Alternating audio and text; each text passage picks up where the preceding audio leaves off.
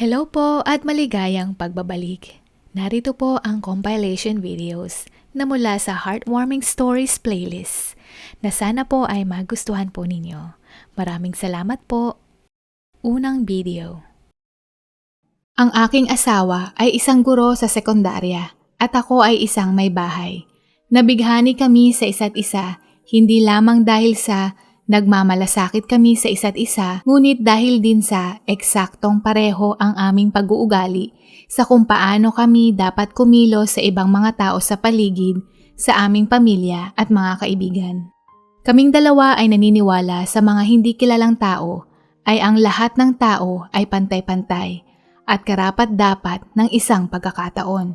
At kung ang isang tao ay gumawa ng isang bagay na hindi maganda, dapat mayroong ilang magandang dahilan at marahil ang taong iyon ay mapapatawad at maging isang mas mabuting tao. Siyempre mayroong mga natatangi kung saan ang ilang mga tao ay ipinanganak na purong kasamaan. Subalit ang tinutukoy ko lamang ay ang mga regular na tao na nakikita natin sa paligid natin sa ating kapitbahayan o lugar bawat araw. Sa makatuwid, sinubukan naming mag-asawa na tulungan ang mga tao sa paligid namin na nangangailangan ng aming tulong. Nagtitipid din kami ng pera at sa halip na pumunta sa mga shopping mall upang bumili ng isang bagay na magarbo o gumasto sa mamahaling pagkain at inumin na gusto namin ay sa halip ay ilaan ito sa mga tao na talagang nagigipit upang mabuhay kahit na sa maliit na paraan ay maibsan at mabigyan sila ng pag-asa na magpatuloy sa buhay. Kaya't kada lingguhan, karaniwang sumasali kami sa ibang mga tao na may parehong aktibidad sa amin at pupunta kami upang bisitahin ang mga nangangailangan tulad ng bahay ampunan, mga taong walang tirahan o palaboy, mga matatandang nakatira sa isang bahay na walang mga kamag-anak. Nang ipinanganak ang aming anak na si Tony, syempre hindi namin mailarawan ang aming kaligayahang mag-asawa at lumaki rin siyang mabait na bata. Hinihimok namin siya tuwing may ginawa siyang maganda. Isang beses, kami ay naglalakad palabas ng isang shopping mall pagkatapos bumili ng isang pares ng mga laruan para sa kanya. Siya ay halos 5 taong gulang noong mga oras na iyon. At habang naglalakad kami papunta sa terminal ng jeepney, may isang maliit na batang lalaki, mga nasa 3 o 4 na taong gulang, lumapit sa aking anak na lalaki at patuloy na nakatingin sa mga laruang hawak ng aking anak. Ang batang lalaki ay sobrang dungis at nakasuot siya lamang ng damit na panloob na may punit at walang sapin ang mga paa. Tumingin ako sa paligid at nakita ko ang isang babaeng nakaupo sa sidewalk na nagmamakaawa para sa pagkain at pera sa mga taong dumadaan. Malinaw na ang bata ay anak niya. Ang batang lalaki ay hindi nagsabi ng kahit ano. Ngunit ito ay sobrang malinaw na nais niya ang laruan at siya ay patuloy na pagsunod sa aking anak na lalaki at tumingin ng tumingin. Hanggang sa biglang binigay ng anak ko ang isa sa 2 niyang laruan sa bata.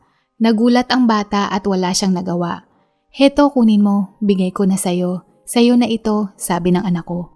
Pagkatapos ay kinuha ng bata ang laruan at mabilis na sumagot, "Salamat po," at tumakbo siya pabalik sa kanyang ina. Nagtungo kami kung saan naroon ang ina ng bata dahil nakita namin na pinagsasabihan ng ina ang batang lalaki sa pagkuha ng laruan sa paglapit sa amin. Pagkatapos ay ibinabalik niya sa amin ang laruan, kaya naman sumagot muli ang anak ko ng, "Hindi po, hindi niya yan kinuha. Binigay ko na po iyon sa kanya." Nagsalita din ako ng, "Tama ang sinabi ng anak ko, hindi niya yan sa pilitang kinuha, binigay ng kusa ng anak ko sa bata.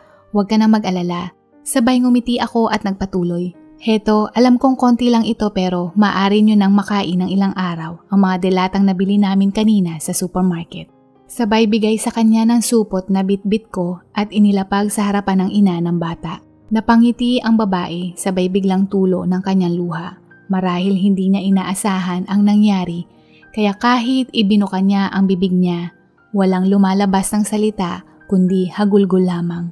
Kaya naman siya ay yumuko na nagsisimbulong siya ay nagpapasalamat. Batid kong taos sa puso ang kanilang pasasalamat dahil pati ang batang lalaki ay napaiyak din at yumuko. Simula noon, sumasama na rin si Tony sa aming mag-asawa nang magpunta kami upang magboluntaryo sa pagkawang gawa.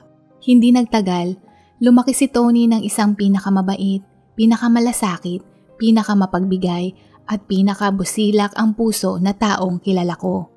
Bagamat nag-iisa namin siyang anak ng asawa ko, siya ang aking ipinagmamalaki at pinakamamahal ko ng buong puso. Mahal ko ang mister ko pero mas nag-uumapaw ang pagmamahal ko sa aking uniko iho.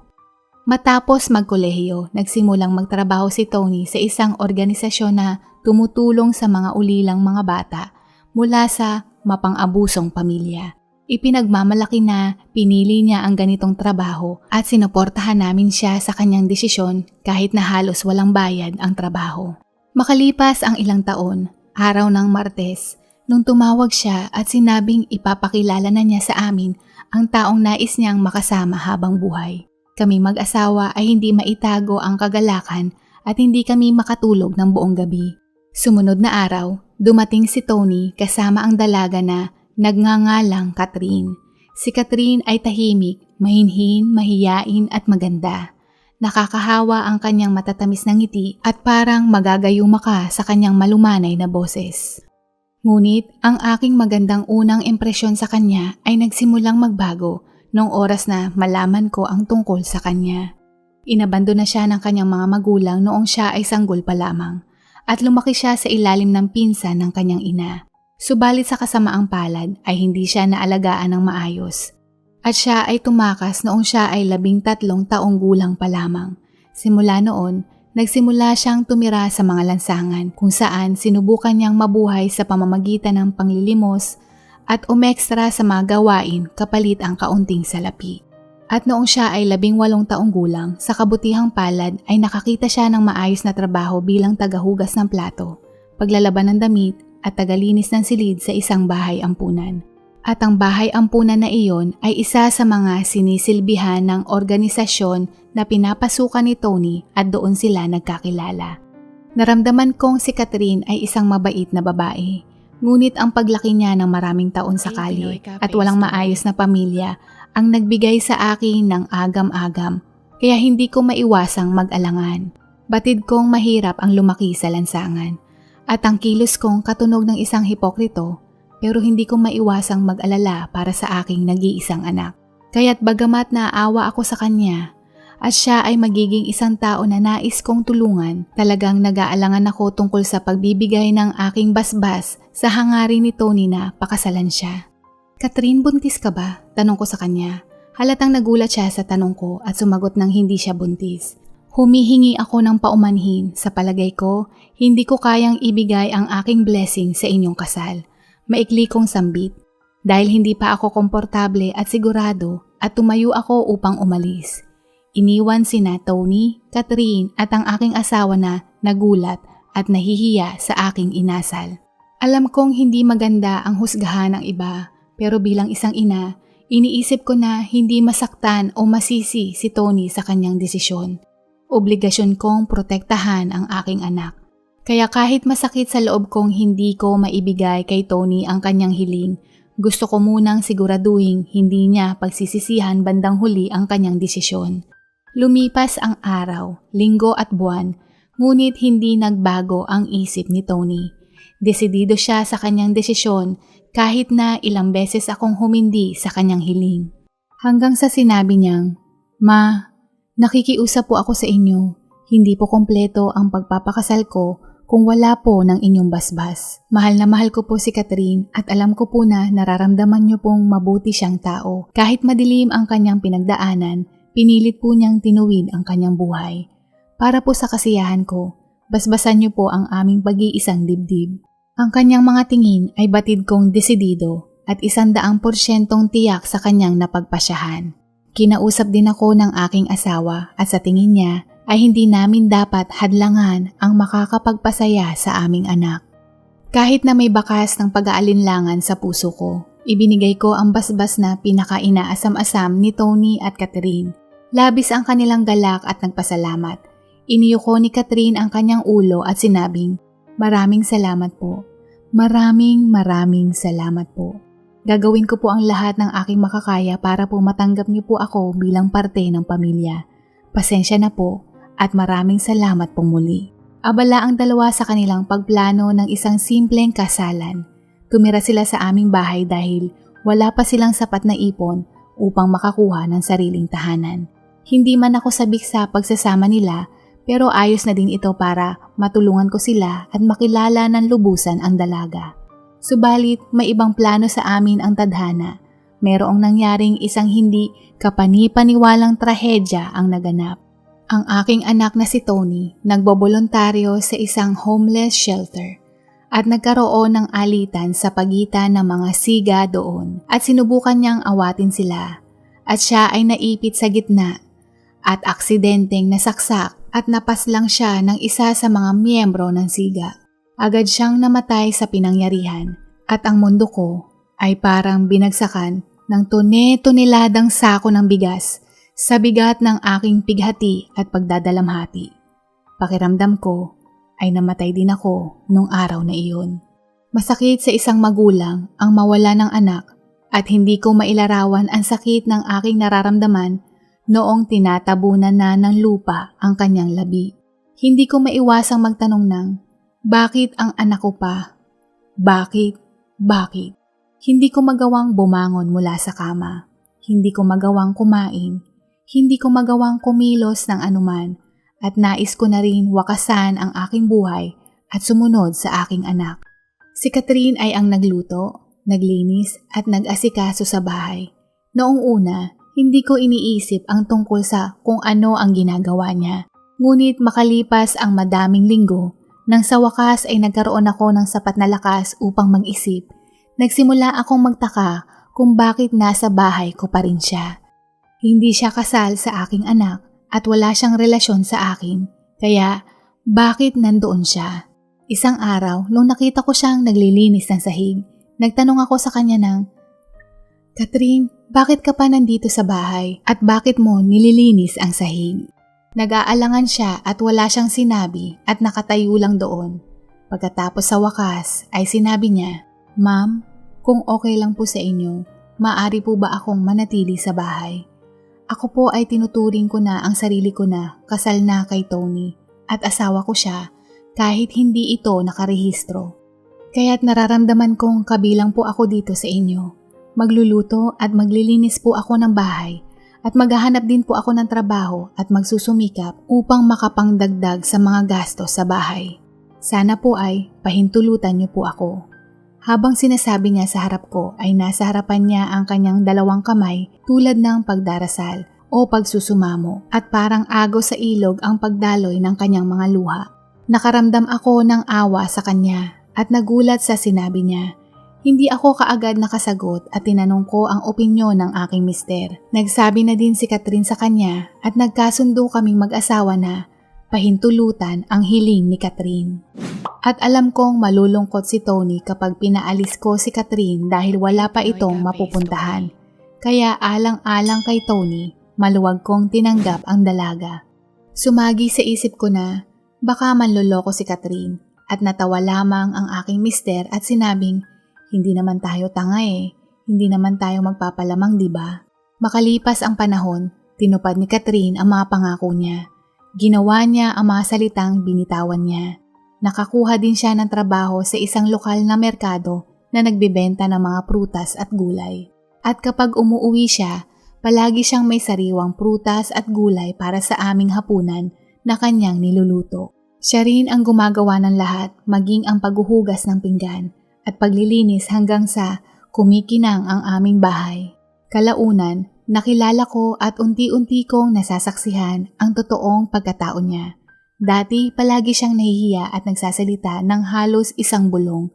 Ngunit pagkatapos niyang maging pamilyar sa amin, nalaman ko isa siyang masayahing tao, simple at madaling tumawa, lalo na kapag nanonood ng nakakatawa sa telebisyon. Mabilis siyang nakagawa ng maraming kaibigan sa kapitbahayan at lahat ay nagustuhan ang kanyang palakaibigan at nakakatuwa niyang pagkatao. Hindi siya kailanman nagsinungaling. Kapag sinabi niyang gagawa siya ng isang bagay, palagi akong 100% sigurado na gagawin niya ito. Hindi mahalaga kung gaano kalaki o maliit ang bagay na iyon. Inalagaan niya kami ng husto na para kaming nai-spoiled na mga matatanda. Mayroong minamasahin niya ang balikat ko at napapayag niya ang aking asawa na magpatingin sa doktor dahil sa ubo nito. At nalaman namin na hindi lang pala ito simpleng ubo, kundi isang acid reflux at kung hindi magamot ay maaring makapinsala ng iba pang parte ng kanyang katawan. Palagi siyang sumasama sa aming mag-asawa na magboluntaryo sa mga bahay ampunan na mamahagi ng pagkain sa taong nasa lansangan. Ginagawa niya ang dating gawain ni Tony noong ito ay nabubuhay pa. Hindi nagbago ang kanyang pag-uugali kahit na ilang taon na ang lumipas. Kaya naman, gumaan ang loob ko sa kanya at nagsimula akong magbahagi sa kanya ng mga suliranin, saloobin at totoo sa kanya. Tinuring ko na siyang sarili kong anak.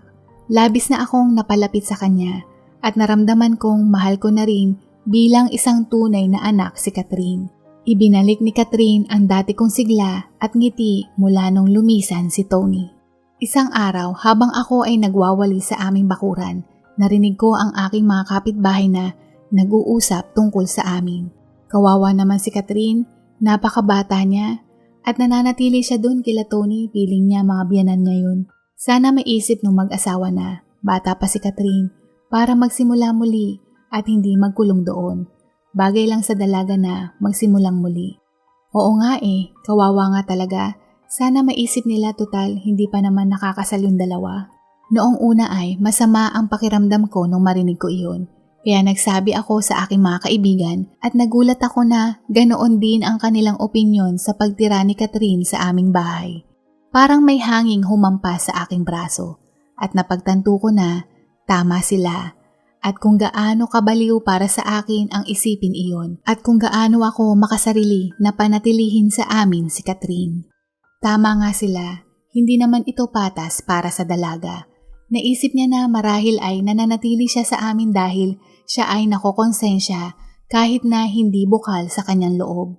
Marahil ay isinasakripisyo niya ang kanyang sarili para sa kanyang sariling kaligayahan at kalayaan.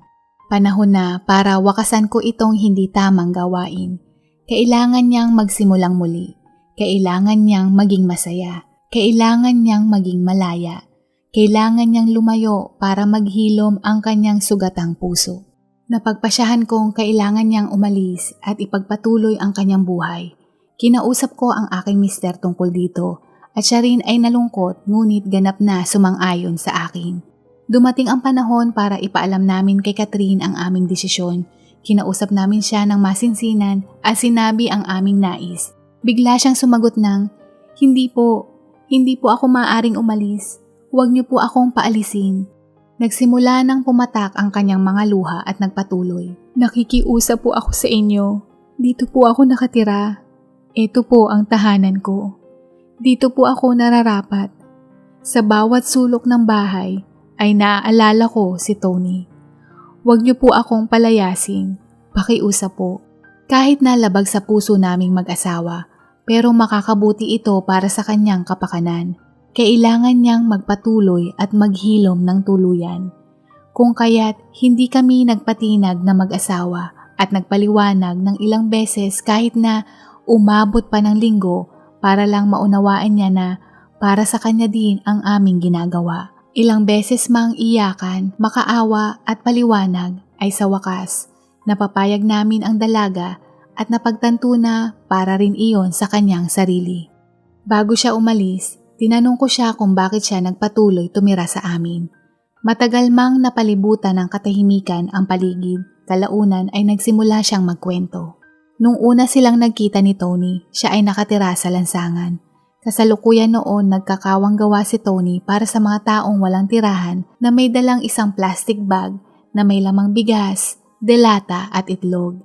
15 taong gulang siya noon at inabutan siya ni Tony ng plastic bag. Hanggang sa napansin niya ang cellphone ni Tony sa bulsa nito at nakitang mahal ang halaga noon kaya nagpasya siyang nakawin ito. Dahil desperada noong mga oras na iyon at ayaw niyang ibalik siya sa bahay ampunan na pinagdalhan sa kanya dahil nakaranas siya ng matinding pagmamalupit lalong-lalo na ang mga lalaking mga empleyado doon. Bigla niyang kinuha ang cellphone at humaripas ng takbo. Habang siya ay tumatakbo, hindi niya nakita ang isang batong nakausli at siya ay natisod at nabalian ang bukong-bukong nito. Nakita siya ni Tony at imbis na magalit ito ay kinausap siya ng maayos at sinabing alam ang kanyang pinagdadaanan. At nung makuha ang simpatya nito at nakumbinsi na bumalik sa ibang bahay ampunan kung saan nagboboluntaryo si Tony. Magmula noon, siya ay nanatili hanggang sa mag-edad 18 taong gulang at nagsimulang magtrabaho sa bahay ampunan at kasabayan din ito, silang dalawa ni Tony ay nagsimulang mag-date. Dagdag niya na nais ni Tony na ipagtapat ang lahat ng katotohanan nung unang gabing ipinakilala siya sa amin ni Tony at nahihiya din siya dahil nakaranas din siyang pagsamantalahan ng iba't ibang lalaki noong bago pa man niya makilala si Tony. Sa kabila ng lahat ng madidilim niyang karanasan ay tinanggap siya ni Tony ng buong buo at para sa kanya ay isang anghel na bumaba sa lupa si Tony para sa kanya at nangako na italaga ang kanyang sarili para paglingkuran si Tony at ang mga magulang nito. Kung masakit para sa akin na mawala ng anak, mas triple daw ang sakit ng nararamdaman niyang pighati nung bigla ang pagpanaw ni Tony. Pero nung nakita niya akong sobrang hina at hindi na kumakain, nagdesisyon siyang maging malakas upang bumalik ang aking sigla. Iyon daw ang lahat ng katotohanan kung bakit siya nanatili sa aming piling habang namumugto ang kanyang mga mata sa kakaiyak. Batid ko ang kanyang pighati nung nagkukwento siya ng nakaraan nila ni Tony. Hindi ako nagdalawang isip at niyakap ko siya ng napakahigpit at nagyakapan kami ng matagal na parang wala ng bukas. At buo na ang desisyon kong dapat lang bumukod siya dahil alam kong hindi pa naghihilom ang kanyang sugat. At karapatan din niyang magsimula at maging masaya muli. Sa palagay ko, iyon din ang kagustuhan ng anak ko para kay Catherine. Nagrenta kami ng isang silid sa parehong lungsod ngunit sadyang malayo sa aming bahay para doon siya manirahan at sinabi namin sa kanya na babayaran namin ito hanggang sa mabayaran niya ito ng mag-isa. Nagbukas din kami ng isang bank account sa ilalim ng kanyang pangalan at naglagay ng 50,000 piso upang magamit niya ito sakaling meron siyang emergency. At syempre sinabi din namin sa kanya na pwede siyang pumunta anumang oras kapag na-miss niya kami. Pinasalamatan niya kami at sa unang 2 taon, binisita niya kami kahit 1 beses o 2 beses sa isang buwan. At dumalang ang kanyang pakikipag-ugnayan sa amin pagkatapos nito. Sa tingin naming mag-asawa na parang isang maliit na ibon si Catherine na handa nang lumipad at lumisa ng kanyang pugad magpakailanman. Masarap ang aming pakiramdam na sa wakas ay lumipad na siya. Ngunit syempre, hindi ko mapigilang malungkot na miss ko rin siya ngayon katulad ng pangungulila ko kay Tony. Kaya tuwing gabi, bago ako makatulog, sa tuwing pipikit ako, at may isip kong sina Tony at Catherine ay magkakasamang nakaupo sa sala habang nanonood ng TV at tumatawa. Ang imaheng iyon ang aking paboritong imahe ng kanilang magkasama. Hanggang sa isang araw nakatanggap ako ng mensahe mula kay Catherine na nagtatanong kung maaari siyang bumisita. Sinabi niya na abala siya sa isang bagay na mahalaga kamakailan at humingi siya ng paumanhin para sa hindi pakikipag-ugnayan kamakailan. Mahigit 5 buwan na ang nakakalipas mula nang huli namin siyang nakita, kaya't labis kaming nasiyahan na makita siya sa wakas. Pagdating niya, hindi siya nag-iisa. May kasama siyang isang lalaki. Pa, ma, ito po si Gary, nakangiting sambit ni Catherine. Magandang hapon po sa inyo. Nagagalak po akong kayo ay makita sa personal. Gusto ko pong hingin ang kamay ni Catherine para maging aking kabiyak at hihingin ko po ang inyong basbas. Papayagan niyo po ba si Catherine? Wika ni Gary. Laking gulat namin at hindi namin alam kung anong sasabihin. Bakit? Bakit nila kailangan ng aming basbas? Baka sa mukha naming mag-asawa ang pagkalito kaya, Sir, Ma'am, alam ko po ang lahat tungkol kay Tony maging sa inyo. Para kay Catherine, kayo ang kanyang mga magulang, kaya nais ko pong hingin ang inyong pahintulot na makasal kaming dalawa at inyong basbas. Magkahawak kamay kami ng asawa ko at pareho kaming napaluha. Niyakap kami ni Catherine at sumali din sa amin si Gary. Ang kasalan nila ang pinakamagandang nasaksihan ko. Nakaupo kami ng mister ko sa upuang nakalaan para sa mga magulang ni Catherine. Totoong-totoo akong masaya para sa kanila. At tiwala ako na si Tony ay nandoon din sa seremonya ng kasal. Kahit na pagkatapos ng kanilang kasal, patuloy na bumibisita si Catherine kasama si Gary sa amin. At hindi nagtagal ay nagdadalang tao at nasaksihan ang paglaki ng kanyang tiyan. Dumating ang panahon nung ipinanganak ni Catherine ang isang napakagwapo at malusog na sanggol. Ma, pa, say hello sa inyong apo, nakangiti niyang wika. Nung nakita ko ang maliit na muka at mga daliri, at ang puso ko ay natutunaw na parang mantikilya nung masilayan at mahawakan ang sanggol. Labis ang kaligayahan ko noong mga sandaling iyon. Nagkikita pa rin kami ng pamilya ni Catherine 1 o 2 beses kada buwan at naging isa kaming tunay na pamilya.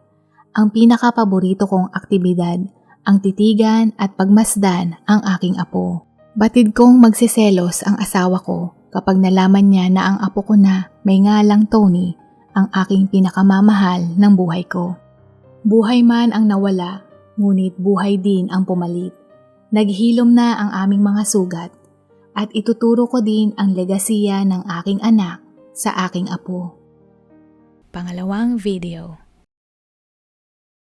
Ang bahay na kinalakihan ko ay may mga butas sa mga pader na halos kitang-kita mo na yung mga tao sa labas at yung mga taong napapadaan sa aming bahay ay nakikita sa loob.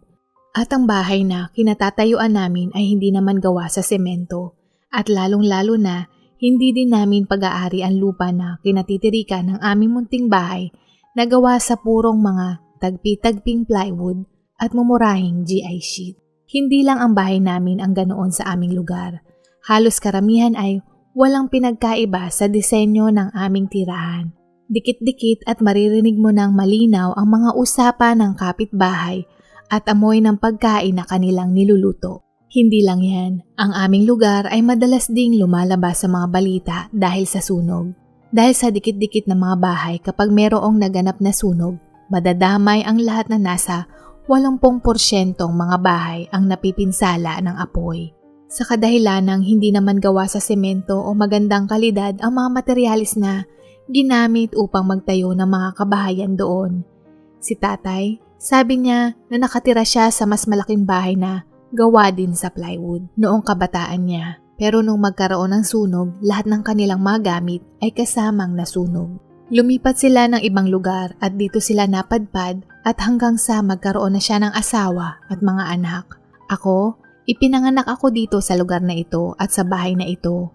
Kaya ang pangarap ko noong bata pa ako ay iisa lang, ang makahanap ng maayos na trabaho, makapag-ipon at makakuha ng isang maayos na tirahan na hindi gawa sa plywood, hindi makaranas ng gutom at hindi ko maririnig ang mga usapan, bangayan ng aming kapitbahay at higit sa lahat, walang butas ang dingding.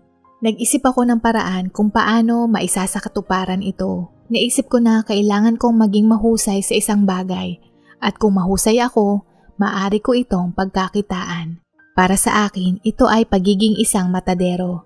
Ang aking ama ay may isang kaibigan na may kakilala sa isang katayan ng karne at nagsusuplay sa isang malaking palengke sa Maynila. Dinala ako doon upang turuan at hasain sa ganoong trabaho. Nung tiningnan ko ang kaibigan ng aking ama, ang lalaking matadero ay naglalakihan ang mga kalamnan sa braso, pati na ang ugat na animoy puputok na sa laki nito. Mahaba ang buhok at nakatali ito. Ang mga daliri ay naglalakihan din na parang kasing sukat ng hotdog. Samantalang ako, payat na akala mo ay kulang sa laman at puro buto na lang ang nakikita. Nasa 2 taon ako nung sekundarya noong una kong maranasang maghiwa ng mga karne gamit ang higanteng kutsilyo. Natatandaan ko pa ang unang araw nung pagkahawak at paghiwa ko ng karne at biniro pa ako ng kaibigan ni tatay na kunin ang malaking kutsilyo at hiwain ang ribs ng baboy. Ginawa ko naman ang kanilang inutos. Akala ko hindi mabigat ang kutsilyo pero labis ang bigat nito. Ayaw kong mapahiya kaya naman hindi ako nagpakita na mahina kahit na sa loob-loob ko nanginginig ang aking kalamnan. At hinawakan ang kutsilyo gamit ang 2 kamay at itinaas ang parehong braso para bumuelta ng lakas na sa isip-isip ko na pwede nang hiwain ang lamesa sa gitna. Matagumpay ko namang nahiwa ng maayos ang ribs ng karne At sabay sabing, kayang-kaya ko to. Madali lang pala maging matadero na may mataas na kumpiyansa sa sarili. Simula noon, 15 taon na akong nagtatrabaho bilang matadero. Kasabayan din ito na natupad ko na ang pangarap kong magkaroon ng bahay na may magandang pader at hindi na kailangang mag-alala tungkol sa pagkain. Kaya naman araw-araw akong nagdadasal sa Diyos na pasasalamat at sa walang sawang pagbibigay sa akin ng magandang kapalaran. Matapos kong matupad ang pangarap na bahay at pagkain, ngayon may panibago na akong pangarap, ang makahanap o matagpuan ang babaeng magmamahal sa akin. Karamihan sa mga tao sa kapaligiran kapag natutuklasan na hindi pa ako nagkakaroon ng nobya, kahit isa, ay hindi sila naniniwala. Merong mga nirereto sa akin pero ang kadalasan ang mga babaeng iyon ay walang gusto sa akin. Noong pumanaw na ang aking ama, ang kasama ko na lang ay ang aking ina na mahina ang katawan at nananatili sa bahay ng buong araw. Kaya't nagtatrabaho ako at mabilis na umuuwi para alagaan siya hanggat maaari. Kaya problema rin ang paghahanap ng oras para makapaglaan ng oras para sa aking personal na pangangailangan. Hindi ako nag-apura, kaya naman hindi ko pinaglaanan ng oras ang paghanap ng kasintahan dahil sa tingin ko, kung para sa akin ay ibibigay ito ng Panginoon. Marahil kailangan ko munang alagaan ang aking ina at saka na lang maghanap kapag iniwanan na ako ng aking ina sa isip-isip ko. Masaya naman ako sa buhay ko kapiling ang aking ina. Mas lalo din gumanda ang aking kita at nagkaroon ng sariling pwesto sa isang palengke kaya mas lalo akong naging abala sa aking trabaho at sa aking tindahan. Kaya naman, naging kontento na din ako. Hanggang sa isang araw, isang dalaga na nakasuot ng asul at dilaw na bulaklak na pang-araw-araw na nakasuot ng cap ay bumili sa aking shop ng karne sa palengke at nagkataon na ako ang bantay.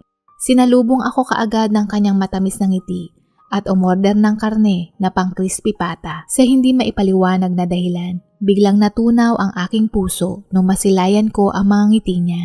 Tila pinana ni Cupido ang puso ko at nabighani sa dalaga sa unang beses kong masilayan ang kanyang muka. Na halos hindi din ako makapag-focus sa karneng hinihiwa ko dahil gusto ko siyang titigan hanggat maaari upang hindi ko makalimutan ang kanyang itsura.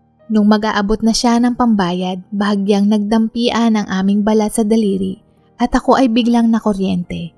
Sa isip-isip ko, baka ito na ang ipinagkaloob sa akin ng Panginoon. Kinabukasan, umaasa ako na babalik siya pero ang realidad ay hindi naman ganoon. Ayoko naman mapagkamalang masamang tao kahit na nais kong tanungin ang kanyang pangalan.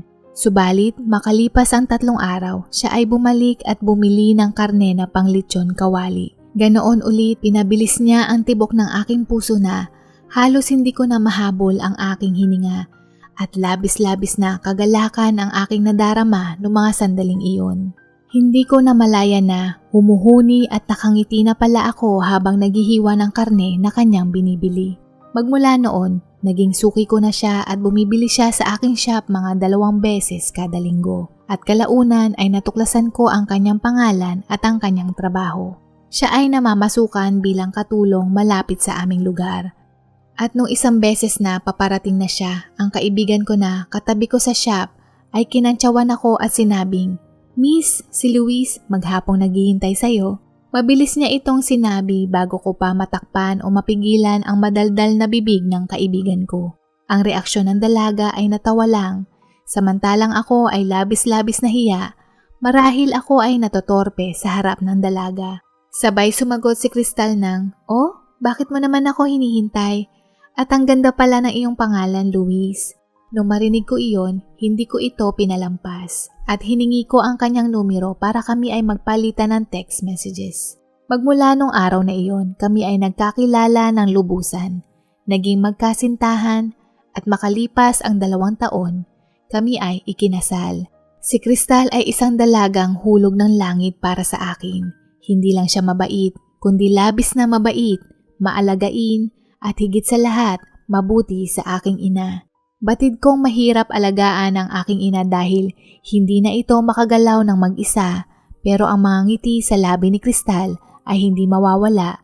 Kaya naman sa tuwing umuuwi ako ng bahay ay talagang nakakawala ito ng pagod. Wala na akong hihilingin pa dahil siya ay isang napakahusay na may bahay. Malinis ang bahay, masarap magluto, at talagang alagang-alaga niya pati ako. Para sa isang lalaki na tulad kong lumaki sa hirap, talagang naramdaman kong nasa akin na ang lahat ng gusto ko. Maari na akong mamatay sa sandaling iyon at walang bahid ng pagsisisi. Napakabait din niya sa mga tao sa kapitbahayan. Ang bahay na kinatitirikan namin ngayon ay parehong lugar kung saan ako lumaki nung bata pa ako. Hindi ako lumipat ng lugar, marahil napamahal na ako sa lugar na ito kahit na madaming mga kapuspalad. Paminsan-minsan nagbibigay ako ng mga pagkain sa mga bata, lalo na kapag wala silang makain sa kanila. Nakabili din ako ng maliit na lupa dito at ang dating bahay namin noon ngayon ay hindi na plywood ang materyales kundi matibay na hollow blocks at semento. Hindi ko na rin nakikita ang mga tao sa labas at yung mga tao sa labas hindi na kami nakikita sa loob ng bahay. Ang bubong naman namin ay mas magandang kalidad kaysa sa mumurahing GI sheet. Isa pang kinahahangaan ko kay Crystal ay ang pagtulong niya sa mga kapos sa aming kapitbahayan. Pareho kami ng nais na makatulong sa aming kapitbahayan kahit sa maliit na paraan. Madalas ang tinutulungan niya ay ang mga matatanda at mga bata. Kung minsan siya pa ang sumasama sa mga matatanda sa lugar namin upang samahan sa health center or klinika. At kung minsan nagpapahiram din siya ng salapi pero hindi naman ito kalakihan at walang interes. Ayos lang naman sa akin ang kanyang mga ganitong gawain dahil ako rin naman ay lumaki sa hirap.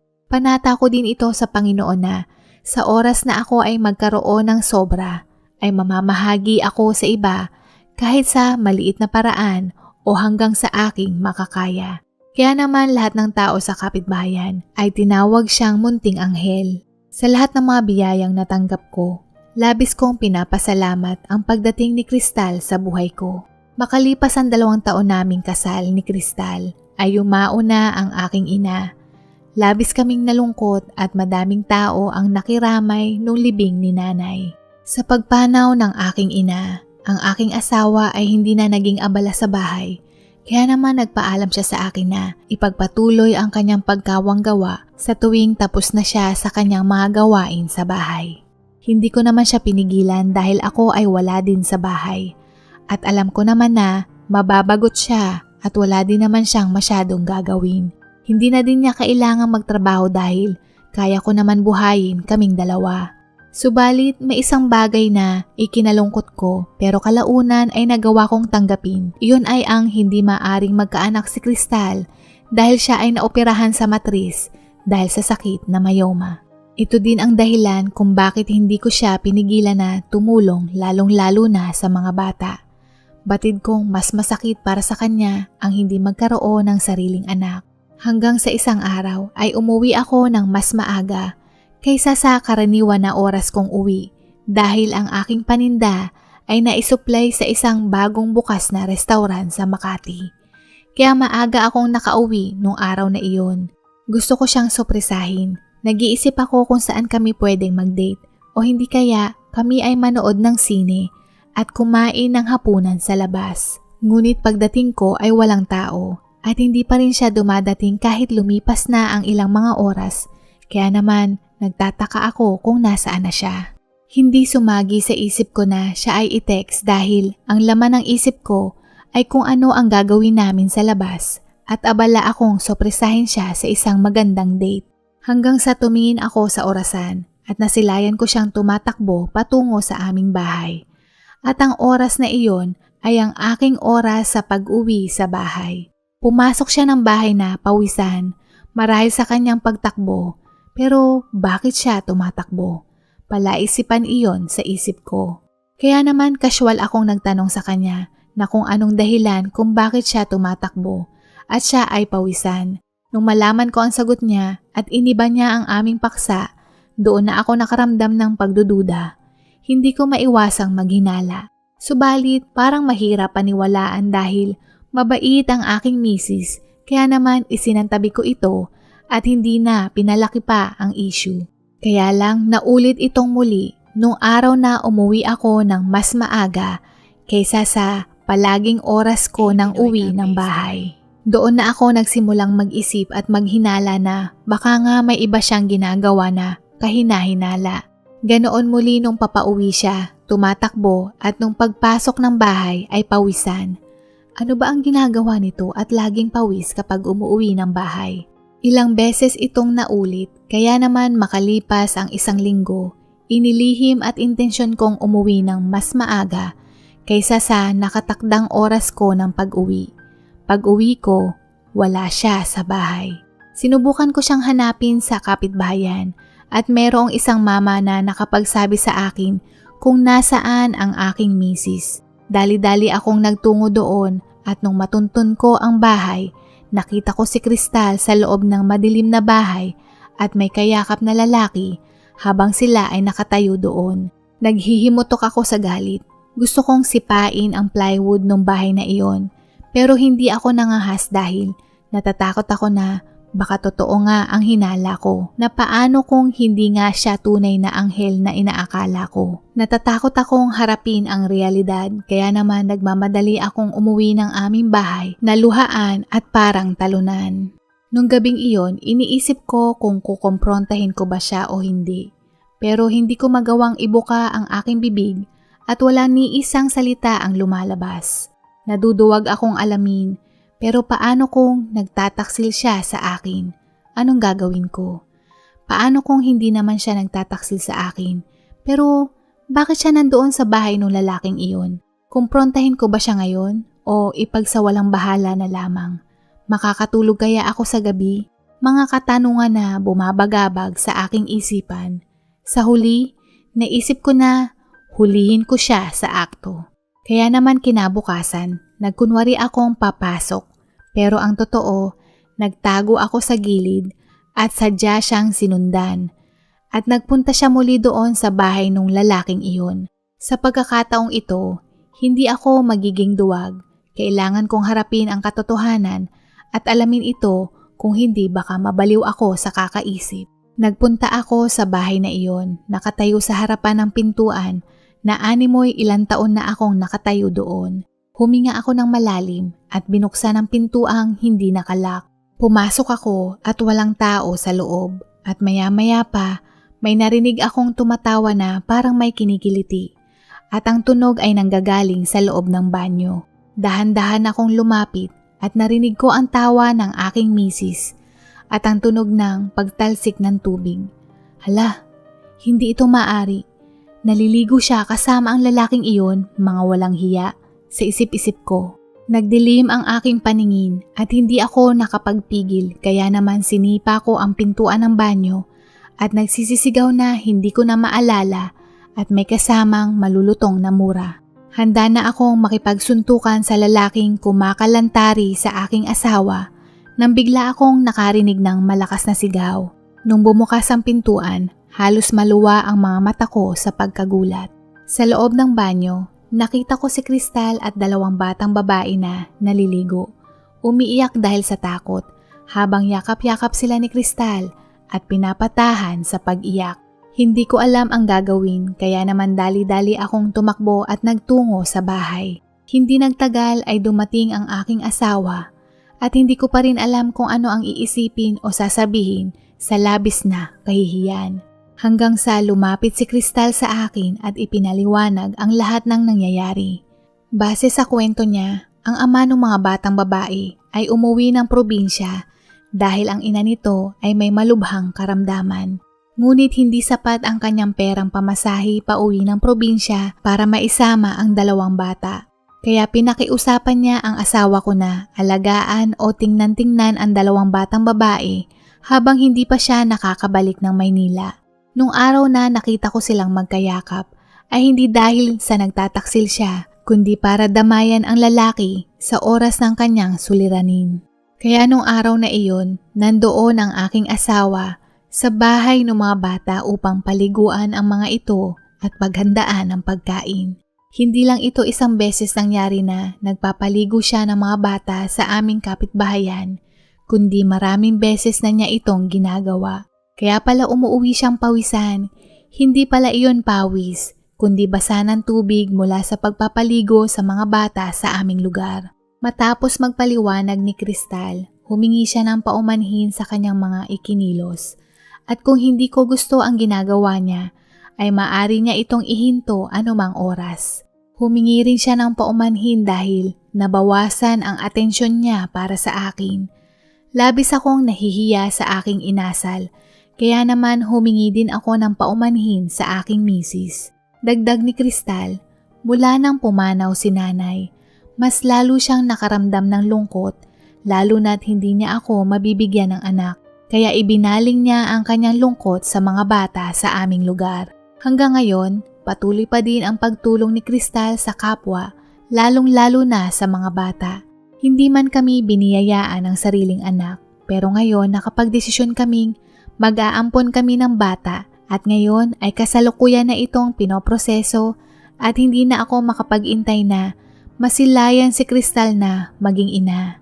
Tunay nga na isa siyang anghel na bumaba sa lupa at ako ay maswerte at pinagtagpo kami ng tadhana. Kaya naman walang araw na hindi ako nagpapasalamat sa Panginoon. Batid kong ang bawat araw namin ni Kristal ay puno ng kontento, kasiyahan at pagmamahal. Lalong-lalo na ngayon, kami ay magiging ganap na mga magulang at buo na ang aming munti at simpleng pamilya. Dito na po nagtatapos at sana po ay nagustuhan po ninyo ang mga kwentong ito. Hanggang sa muli, paalam at God bless po!